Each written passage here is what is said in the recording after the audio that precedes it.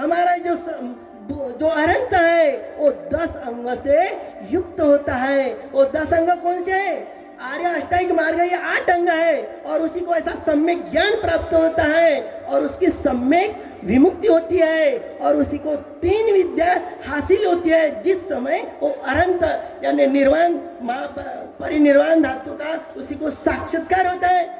जैसा होता है, जैसा हमारा चित्त ध्यान करते करते भागता है, कहाँ तक? बचपन तक भागता है, उसका चित्त बहुत सारे जन्म तक उसी को जानकारी होती है, बहुत सारे जन्म से। ये होता है पुब्बे निवास अनुसति। दूसरी, देवता लोगों को एक साथ देखते हैं, अनंत एक साथ। जैसे हम ऑपरेशन करते हैं, किसी कारण की वजह से हम अंधे हो गए तो ऑपरेशन करते हैं ना, कोई मेडिसिन डालते हैं ना, तो हमारी आंख पूर्ववत हो ही जाती है। इसी तरह अनित्य बोध, दुख बोध, अनात्म बोध क्या होता है? वो आँख का पर्दा निकल जाता है तो क्या होता है? क्या होता है? वो दिव्य आयतन होता है, दिव्य चक्षु उत्पन्न होती है, नहीं क्या? किसी किसी को जन्म से भी होती है। आपको पता है जन्म से दिव्य चक्षु किसको उत्पन्न हो गई? भगवान के बारे में मैं निश्चित अभ्यास नहीं बता सकता, मेरा वैसा कोई अभ्यास नहीं है। लेकिन जो रक्षण सूत्र है, रक्षण सूत्र का मतलब आटानाटी जो सूत्र है, उसमें हम कहते हैं ना, विपसीच नमतु चक्षु मंतस श्रीमत, वो चक्षु प्राप्त है। जैसा उसका जन्म होता है, माता के पेट से निकलते हैं ना, तो 33 देवता लोगों को एक साथ देखते हैं। जैसे हम आँख खोलकर एक को दूसरे को देख सकते हैं ना, वैसे जन्म से ही देवता लोगों को देख सकते हैं। तो विपश्य बुद्ध थे, नहीं क्या? हमेशा सम्यक संबुद्ध का स्मरण होना ही चाहिए। विपश्य नमतु, भगवान को सम्यक संबुद्धि प्राप्त हो गए ना, तो हम भगवान से शुरू करते हैं क्या? ये ऑटोमेटिक सूत्र नहीं। कैसे शुरुआत करते हैं? विपश्य नमतु, जो विपश्य भगवान को हम नमस्कार करते हैं। चक्षु मंत श्रीमतो, ठीक है? चक्षु प्राप्त है कि नहीं? तो चक्षु प्राप्त है ना, तो दिव्य चक्षु प्राप्त है। भिक्षु में वैसे होते हैं, कोई एक साथ देवता लोगों को देख सकते हैं, एक साथ मनुष्य लोगों को देख सकते हैं, स्कंद को भी देख सकते हैं एक साथ। ऐसे भिक्षु संघ में है, चीवर में है, इस समय में है। इस प्रकार की हमारी श्रद्धा होना चाहिए। तो श्रद्धा है, नहीं तो क्या है? श्रद्धा है, श्रद्धा बल है। श्रद्धा के साथ सम्यक दृष्टि है, और दृष्टि बढ़ते ही जाती है। इसीलिए हमें ये चक्षु प्राप्त, तो ये मार्ग से जो चलता है, जो आगे बढ़ता है, उसका ये प्रमाण होता है। उसके वाणी से वो शब्द निकलते हैं, वो क्या है? उसका वो अभ्यास होता है। तो इसीलिए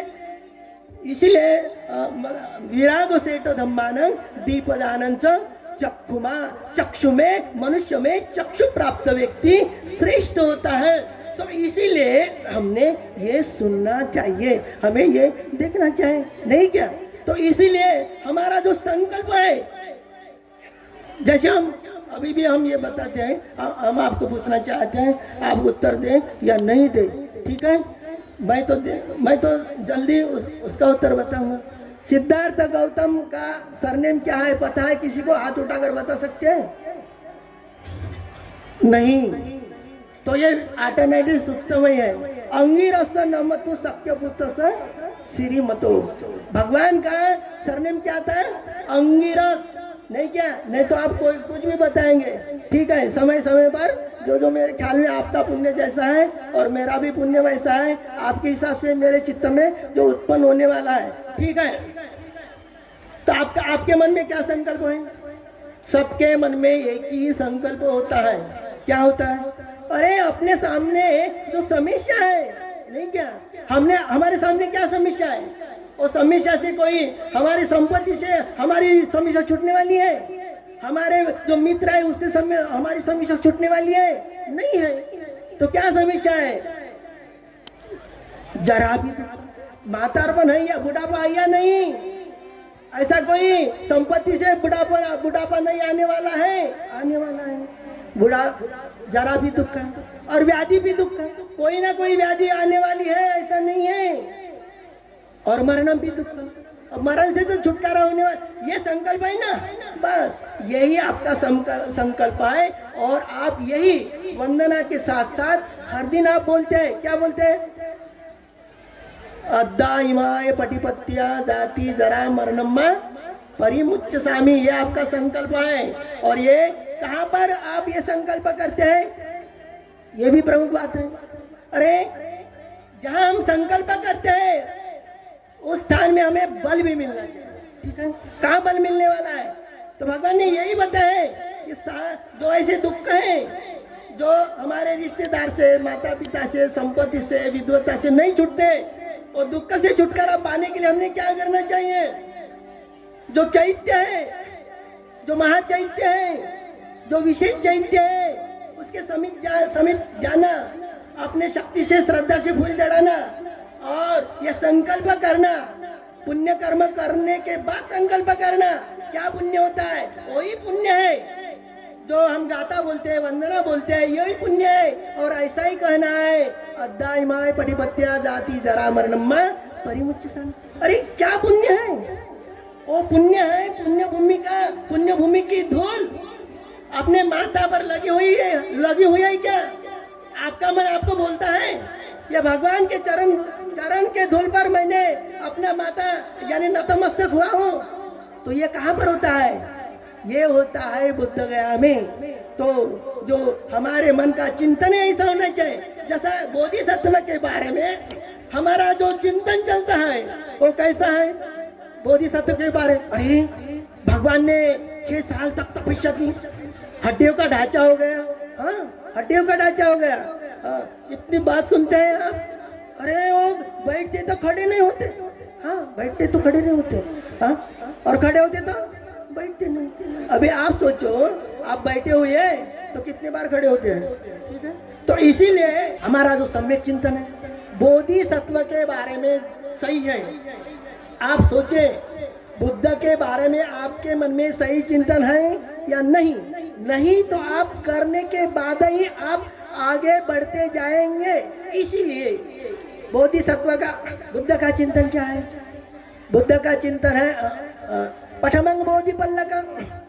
बुद्ध ने, भगवान ने जो ध्यान किया, ऐसा किया 7 सप्ताह शरीर नहीं हिलाया, नहीं क्या, ठीक है नहीं हिलाया।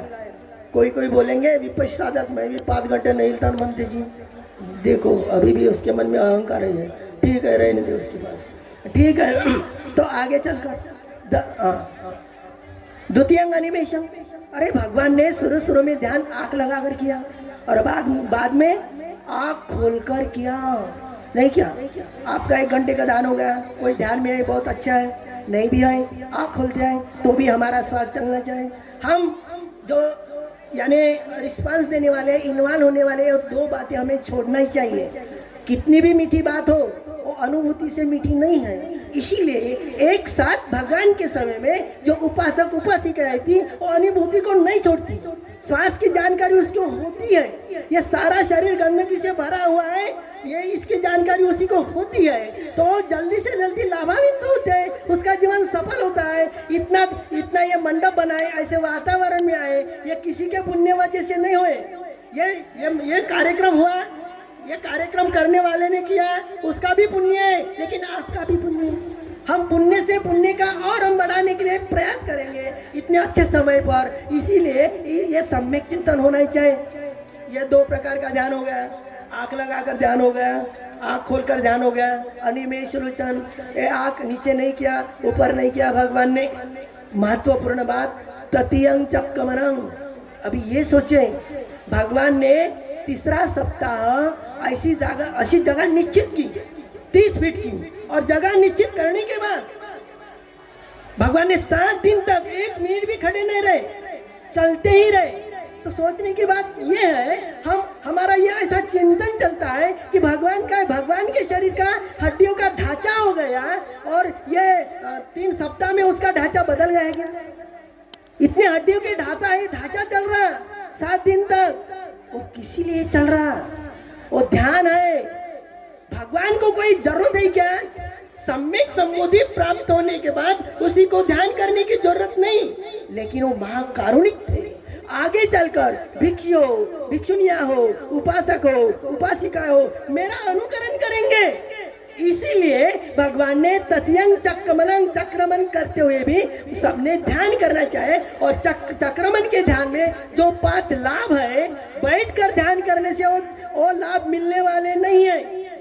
और आँख खोलकर भी ध्यान करेंगे तो वो 5 लाभ आपको मिलने वाले नहीं है। और चलकर करेंगे तो 5 लाभ कौन से हैं, ये भी भगवान ने बताया।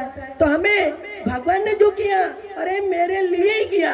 जब तक हमारा मानस ऐसा नहीं होता तब तक हम क्या कर सकते हैं, हम तब तक हमारी जो प्रज्ञा है, जो बीज है, उसके ऊपर जो अविद्या का आवरण है वो दूर होने वाला नहीं। इस भ्रम से निकल जाओ कि हम बहुत सुखी है, नहीं क्या, ये भ्रम निकलना ही चाहिए।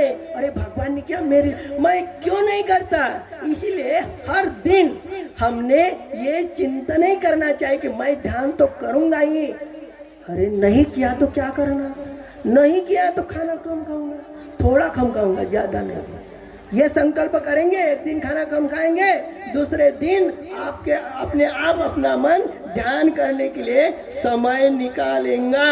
नहीं, आज के दिन मेरा ध्यान नहीं हुआ तो मुझे ज्यादा नींद आएगी, बहुत अच्छा खाना बनाएंगे खाएंगे तो बस कैसा ध्यान होने वाला है। ध्यान का समय खाना बनाने में लगाएंगे और बहुत खाना खाएंगे तो ध्यान होने वाला है क्या, नहीं। इसीलिए सम्यक संकल्प हमारे सामने, अद्दाइमाय पटिपत्या जाति जरा मरणम्मा।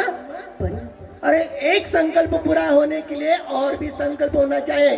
और आपके वाणी साहब हर दिन उच्चारण करते हैं भगवान के सामने, धूप दीप जलाकर करते हैं, नहीं करते हैं क्या। दूसरा संकल्प क्या है, इमिना पुण्य कमेलंग मामे बाल समागमो सतंग समागमो हंतु याव निब्बान पत्तिया, याव जीवित पर्यंतंग नहीं है, निब्बान पत्तिया, नहीं क्या। अरे बहुत सारे जन्म में आप इतने असंख्य लोगों ने जो पुण्य किया है, तो पुण्य इसीलिए किया है इस जन्म में ये जाति जरा मरण से छुटकारा पाने के लिए मुझे सत्पुरुष भी होना चाहिए, धर्म बताने वाला होना चाहिए, नहीं क्या। तो इसीलिए यह सब भिक्षु मिले ना इतने, ऐसा सोचा क्या। बनते कठिन वरदान का तो बहुत महत्व असीमित है, लेकिन ये आपका पुण्य है।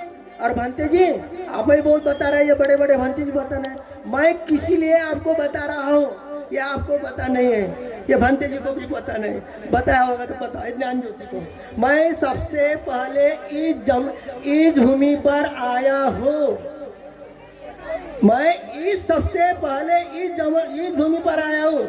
ये बहुत सारे लोग हैं ना, इसका जन्म में नहीं होगा, नहीं होगा। कितने आया, 1981 में यहाँ इस भूमि पर आया हूँ, इस गांव में मैंने मुक्काम किया और वापस गए। और किस लिए आया हूँ, मैं देव बनूंगा, मुझे लोग मेरे पैर पड़ेंगे, मेरे पैर छुएंगे, मैं उसी को आशीर्वाद दूंगा, इसलिए आया। 1981 में आया इस भूमि पर। इसीलिए मेरा ऐसा मानस होता कि हो सकता है मेरा भी कोई इस भूमि से कोई किसी ना किसी जन्म में अवश्य संबंध होगा। अरे मेरा ही नहीं, आपका भी है, नहीं क्या। ये राम संगाराम गिरी है, वहाँ पर स्तूप है, वहाँ पर अरंतों की अस्थि है, नहीं क्या, भगवान की अस्थि नहीं है। ये धम्म शासन आगे चलने के लिए 5000 साल तक ये धम्म शासन जीवित किसके आधार पर होता है और कहाँ पर होता है, वैसे के वैसे स्थान है। जैसे भगवान का महापरिनिर्वाण हुआ, ठीक है, भगवान की अस्थि हो गई, ठीक है, अस्थि किसने लेके गया, भगवान की अस्थि, ये आप सबको पता है।